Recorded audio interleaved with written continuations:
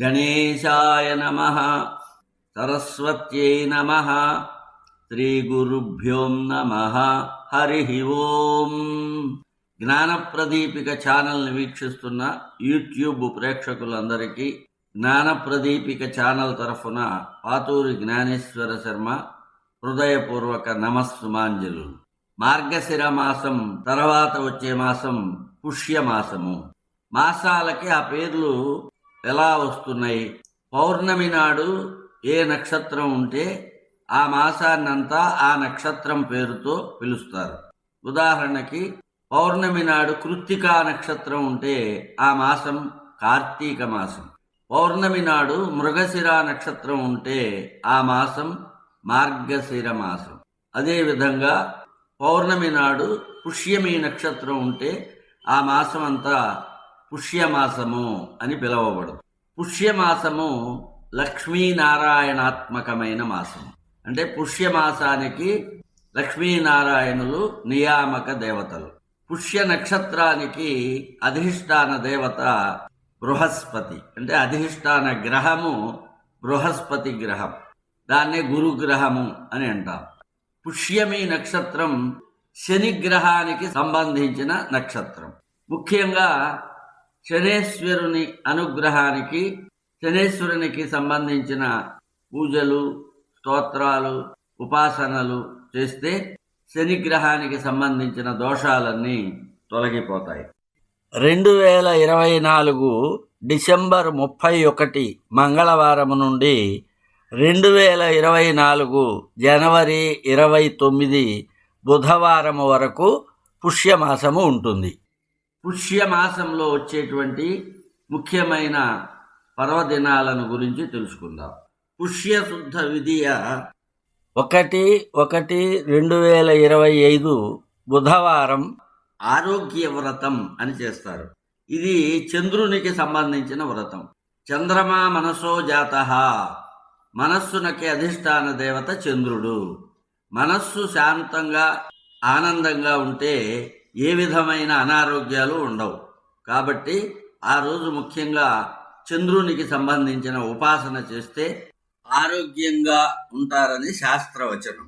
2024 సంవత్సరం ఏప్రిల్ 14 ఆదివారం చైత్రశుద్ధ షష్ఠి. దీన్ని స్కంద షష్ఠి అంటారు. ఈ రోజున కుమారస్వామిని పూజించటం అన్ని అభీష్టాలను నెరవేరుస్తుందని ధర్మశాస్త్ర వచనం. కుమారస్వామిని షోడశ ఉపచారాలతో పూజించాలి. 2025 జనవరి 6వ తేదీ సోమవారం పుష్యశుద్ధ సప్తమి. దీనిని మార్తాండ సప్తమి అంటారు. ఈరోజు విశేషంగా సూర్యుని ఆరాధించాలి.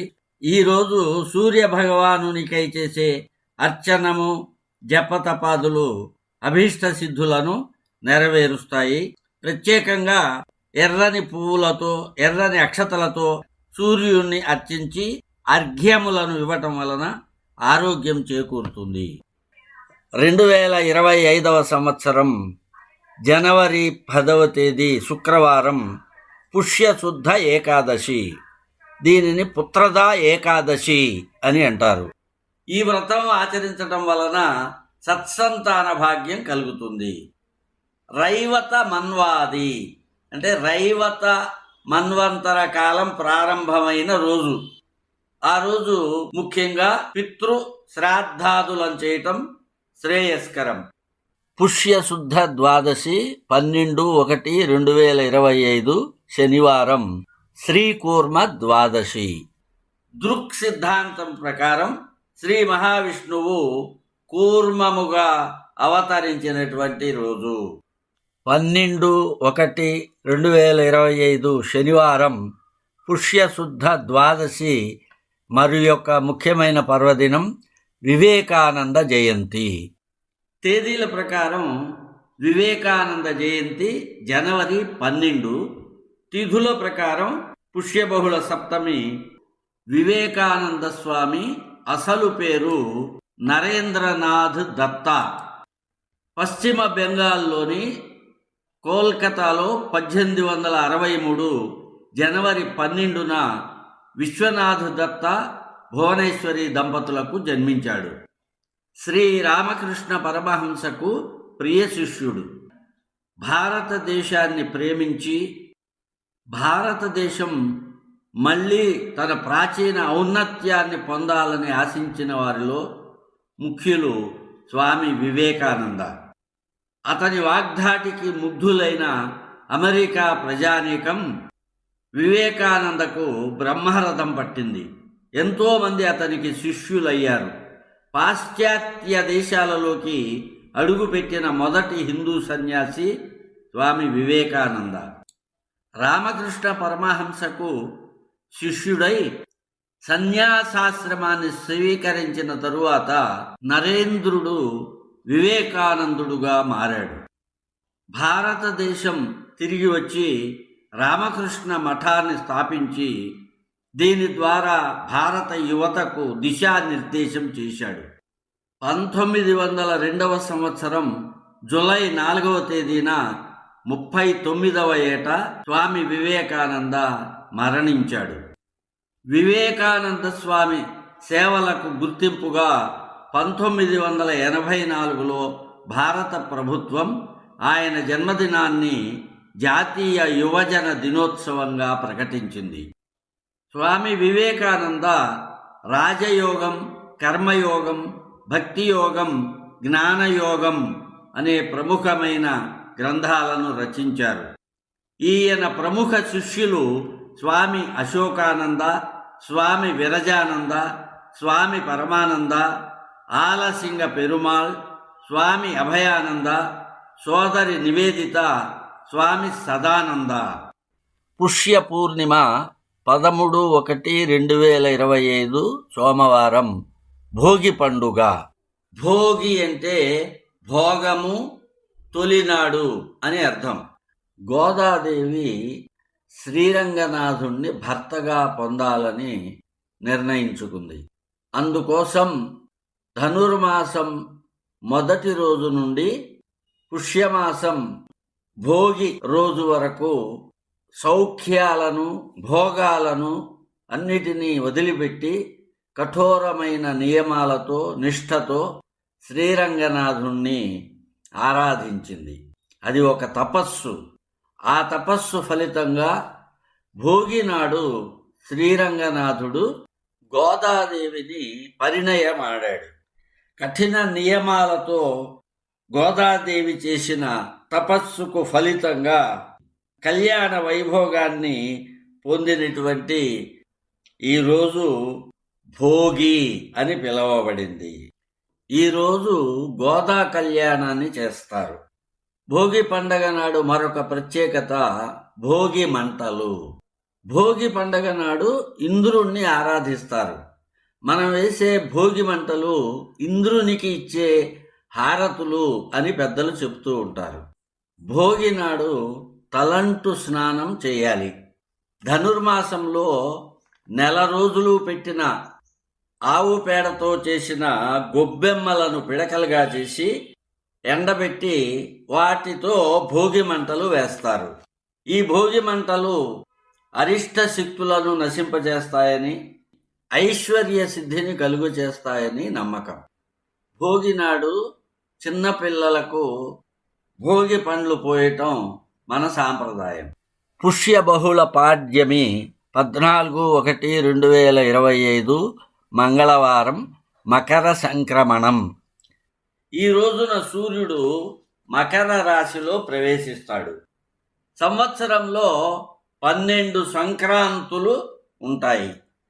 వీటిలో మకర సంక్రాంతికి చాలా ప్రాముఖ్యత ఉంది. సూర్యుడు ప్రతి నెలలోనూ ఒక రాశి నుండి మరొక రాశిలోకి మారుతూ ఉంటాడు. దీనికే సంక్రమణం అని పేరు.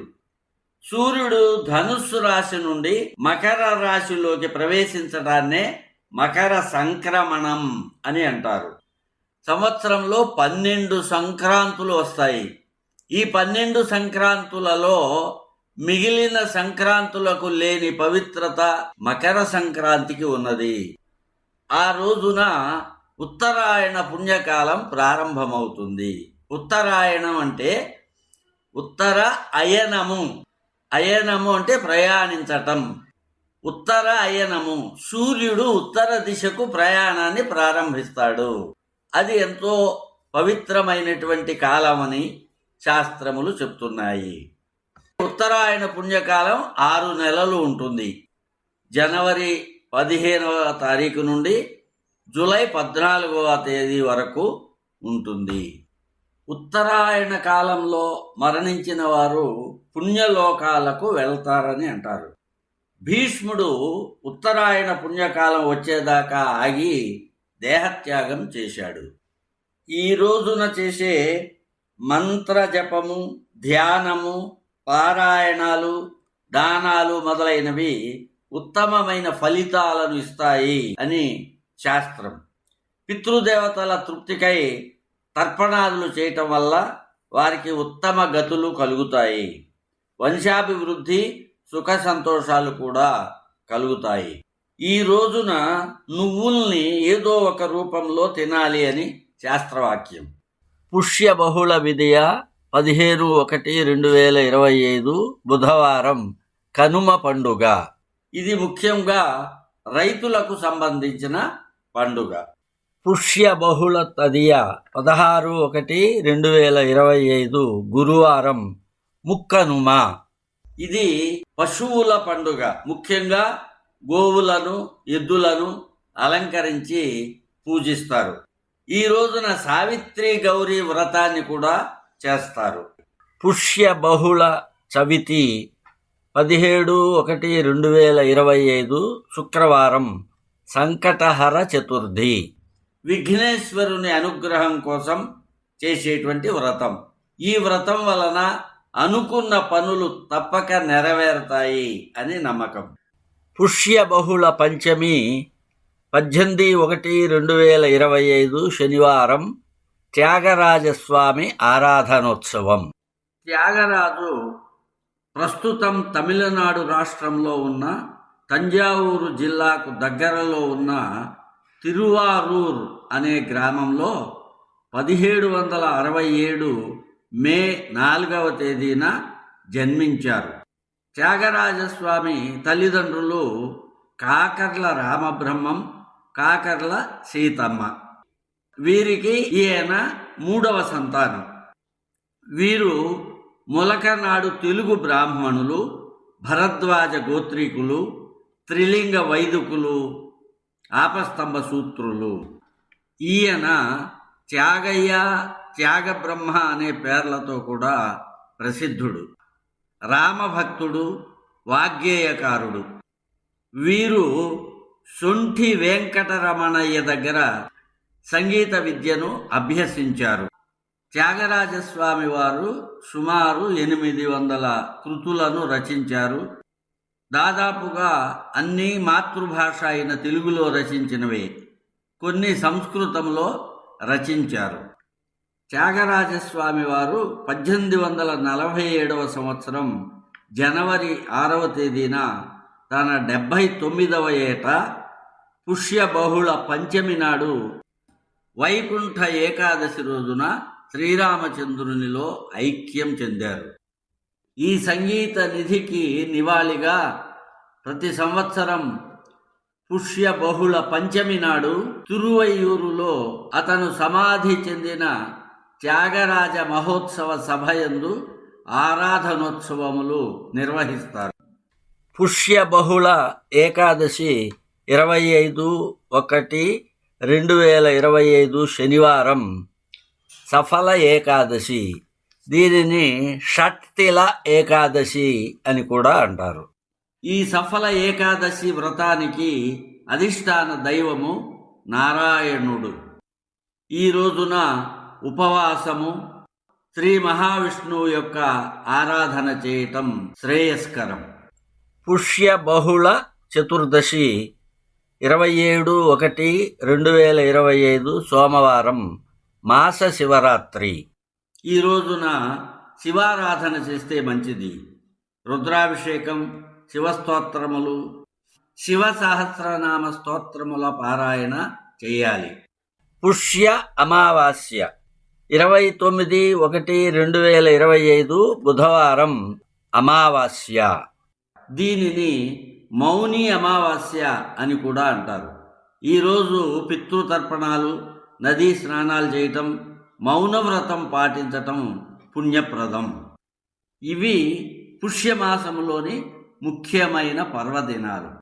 ఆయా రోజుల్లో ఆ పర్వదినాల అధిష్టాన దేవతలకు సంబంధించిన ఆరాధనలు, స్తోత్ర పారాయణలు, మంత్రజపములు మొదలైనవి చేసి ఆ దేవతల యొక్క అనుగ్రహాన్ని పొందుదురుగాక అని ఆశిస్తూ, పుష్యమాసము మనందరికీ సుఖశాంతులను కలుగచేయాలని, పుష్యమాసానికి నియామక దేవతలైన లక్ష్మీనారాయణులను ప్రార్థిస్తూ స్వస్తి స్వస్తి ప్రజాభ్యః పరిపాలయంతాం న్యాయేన మార్గేణ మహిం మహీషః గోబ్రాహ్మణేభ్యః శుభమస్తు నిత్యం సమస్తలోకాః సుఖినో భవంతు. ఓం శాంతి శాంతి శాంతి.